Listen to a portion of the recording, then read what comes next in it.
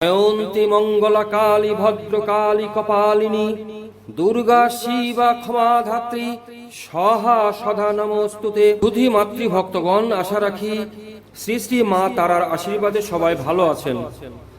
আমরা যতই শিক্ষিত, জ্ঞানমান, বুদ্ধিমান হই না কেন, তার মূলে রয়েছে অদৃশ্যমান বা ব্রহ্ম শক্তি।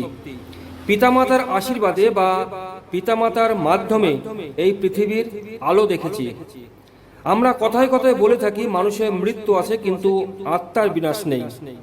এই দেহখানি বিলীন হলেও পরমপিতা পরমেশ্বর পরম ব্রহ্মের কখনো মৃত্যু নেই বা আত্মারও মৃত্যু নেই। আপনারা নিশ্চয় চকমকে দেখেছেন, ঘর্ষণের মাধ্যমে আগুন ধরানো হতো। ঘর্ষণের মাধ্যমে সূক্ষ্ম সূক্ষ্ম অগ্নিকণা চারিদিকে ছড়িয়ে যেত। তেমনি দাদু, ঠাকুমা, পিতা মাতা বা আপনার পুত্র কন্যার মধ্যে বিস্তার করে আছে পরম ব্রহ্মেরই অংশ। তাই বলা হয় এক ব্রহ্ম দ্বিতীয় নাস্তিক। প্রত্যেক কাজেরই মাধ্যম থাকে। আপনি নিশ্চয় স্কুল কলেজে শিক্ষা অর্জন করেছেন, শিক্ষক তার মাধ্যম। আপনি পৃথিবীতে এসেছেন, পিতামাতা তার মাধ্যম। তাই পিতা স্বর্গ, পিতা ধর্ম, পিতা হি পরমং তপ, পৃথিবীপন্নে প্রিয়ন্তে সর্বদেবতা। পরম ব্রহ্মকে বিস্তারিত জানার জন্য মাধ্যমের প্রয়োজন। সে মাধ্যম হচ্ছে গুরু। অজ্ঞানতিমিরান্ধস্য জ্ঞানাঞ্জন শলাকয়া চক্ষুরুক্ষিলিতং যেন তস্मै শ্রী গুরুবে নমঃ। অন্ধকারাচ্ছন্নের অন্তর্গহ্বরে স্তূপ সরিয়ে যে আলোর ঠিকানা দেয়, সেই হচ্ছে গুরু। প্রত্যেকেরই একটি বিশেষ বা স্মরণীয় দিন থাকে, তেমনি গুরু স্মরণীয় বিশেষ দিন আষাঢ়ের পূর্ণিমাকে গুরু পূর্ণিমার স্মরণীয় দিন বলা হয়। হ্যাঁ ভক্তগণ, এখন আপনাদের সঙ্গে গুরু পূর্ণিমা নিয়ে আলোচনা করতে চলেছি। তবে চলুন জানার চেষ্টা করি গুরু পূর্ণিমা কি এবং কেন। প্রাচীন কাল থেকেই মানুষের জীবনটাকে চারটি স্তরে ভাগ করে নিয়েছিল। বর্তমান ও প্রাচীনকালের রীতিনীতি অনেক কিছু পাল্টে গেছে।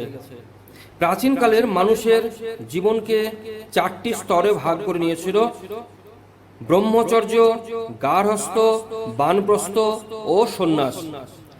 শিশুকাল হতেই গুরুর চরণে আশ্রিত হয়ে সমস্ত শিক্ষা লাভ করা হতো। বর্তমানে সে রেওয়াজ অতটা না থাকলেও গুরুদেবকে অবশ্যই শ্রদ্ধা ও ভক্তি করা হয়। তাই গুরু পূর্ণিমার দিন পালন করা হয়। গুরু পূর্ণিমা একটি বিশেষ দিন। সকালে স্নান আহ্নিক সেরে পঞ্চ উপচারের গুরুর পূজা করুন। শাস্ত্রমতে গুরুর মর্যাদা ঈশ্বরের চেয়েও বেশি, কারণ গুরুর জ্ঞান ও নির্দেশে মানব জীবনকে সুখময়, শান্তিময় ও আত্মজ্ঞানের অধিকারী হওয়া যায়। তাই মানব জীবনে গুরুর চরণচ্যুত হয়ে আত্মজ্ঞান বা ব্রহ্ম জ্ঞানকে অবশ্যই জানা প্রয়োজন। গুরু ব্রহ্মা গুরু বিষ্ণু গুরুদেব মহেশ্বর গুরুরেব পরম ব্রহ্ম তস্मै শ্রী গুরুবে নমঃ। অজ্ঞানতিমিরান্ধস্য জ্ঞানাঞ্জন শলাকয়া চক্ষুরুক্ষিলিতং যেন তস্मै শ্রী গুরুবে নমঃ। গুরুই হচ্ছে পরমেশ্বর।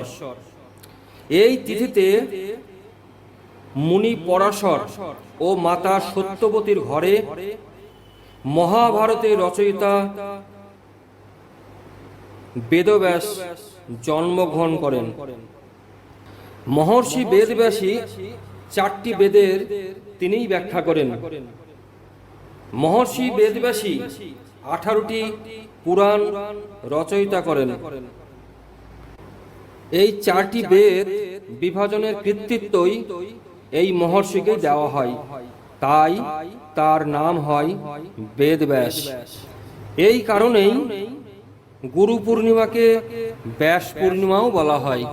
ভক্তগণ, আপনারা সবাই সুখে থাকুন, শান্তিতে থাকুন, ভালো থাকুন।